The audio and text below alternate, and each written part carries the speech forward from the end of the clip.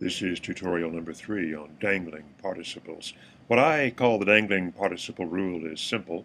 Write prepositions and participles before their objects, never after. Then what do we make of this, which is called a dangling participle by most grammarians? Listen. Swarming aggressively, I was attacked by bees. Now, most grammarians refer to swarming as a dangling participle here when it appears in an introductory phrase, swarming aggressively, and the noun or pronoun following it is not logically modified by the participle. Now, in grammar, the word that participle modifies is the very next noun or pronoun that comes after that introductory phrase. But I was not swarming. The bees were swarming. So to fix this kind of dangling participle, you have to go like this. Bees attacked me. And we'll put the verb in red there, which I always do, and the direct object of the verb in green.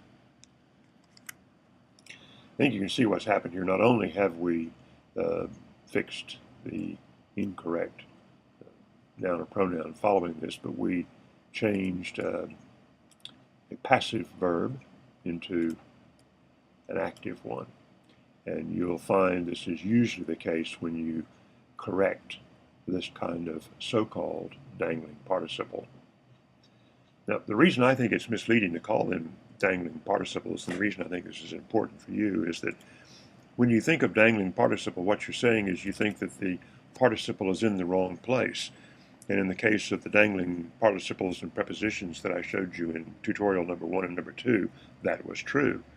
The participle or the preposition was mislocated. In this case, though, the participle is not in the wrong place. It is merely followed by the wrong noun or pronoun. Now, this was an outrageously simple example, I admit. Here's one, the kind of thing that you might actually see. I have seen things not unlike this in business writing, letters and emails, brochures. Listening to the market, the price was dropped by 15%. Well, we'll copy and paste in so we can do an edit on it. Now we'll do exactly the same thing we did to the bee story. We'll look and say, is this the problem? Well, yes, because price is just an abstract idea. It can't listen to the market. Only people can do that. So what we really meant to say was, listening to the market, we dropped the price by 15%. So we make the subject of the sentence the right pronoun or noun to be modified by listening, because we can certainly listen. We make the verb, which I'll put in red, active. We dropped the price